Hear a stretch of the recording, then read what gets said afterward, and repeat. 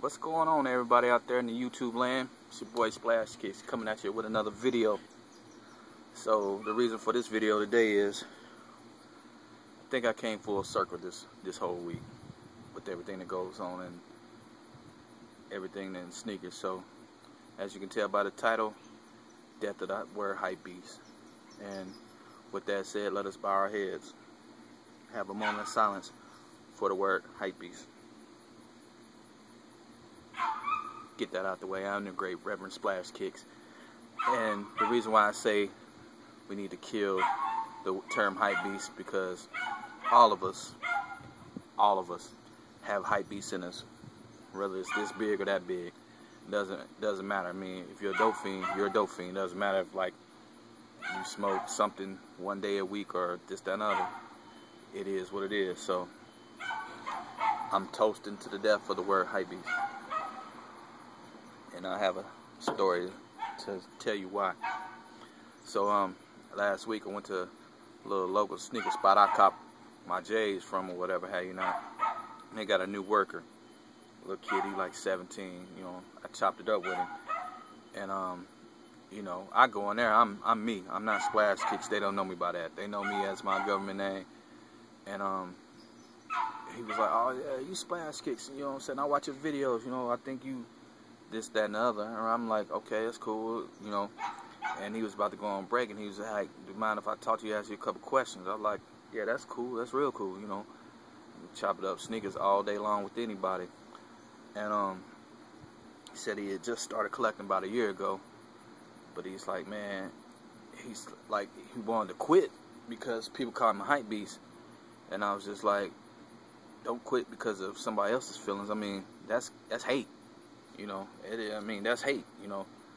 People hate what others don't have, you know, and it's to knock you down a little bit, call you something like that, because we give words so much power, you know, like the B word. You know, the B word and started so many fights in life, you know. We take NWA, because they call themselves something else, of course, but we give words so much power that it stings. And the whole Hypebeast thing, like I said, all of us have Hypebeast in us, you know. I'm going to give you a little quick example. When the Olympic pack was going to drop, I was hyped to get these. Like, nothing else mattered to me. Like, I wanted the Retro 6s, but if I didn't get these bad boys, it was going to be a problem. I mean, I was hyped to get these. 180 Barkley, Air Force 180.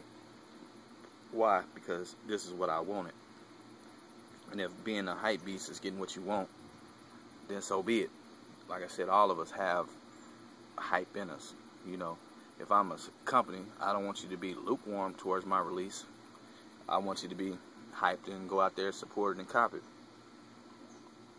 But I will say, like this weekend, I was real happy that for that release was a real general release. Like, their pair is still on the shelf, so I call that the reseller's nightmare.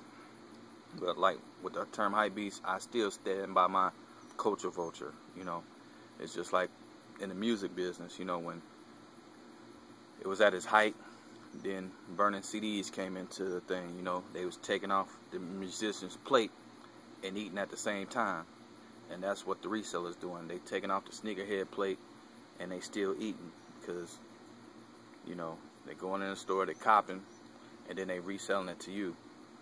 And it's kind of making like Foot Locker and Champs and all these other stores like the middleman, and that's not the case. So anybody want to say the reseller belongs in the game, I will argue with you to the death of me, that because the kicks have been around forever. The reselling thing, that's something new. So I mean, if you say the reseller belongs, then you saying they were around in '85 when Jordans first started, and that's not the case. The other thing I have to say about Death of the Hypebeast is, anybody knows me know this is my favorite Jordan of all time. Does this make me a Hypebeast because I wanted 2 pair of them? Because like, I don't have it, but like, not this color, but this shoe, Air Flight 89, dropped the same year as these. And I remember having these on because they was like 50, 60 bucks at the time. Maybe about 50 bucks, and these were like 80. I remember a kid in class had these on. I had these on, but I wanted these. I stared at his shoes all day long, like I got to have them. I mean, I want them. Let me say, I want them.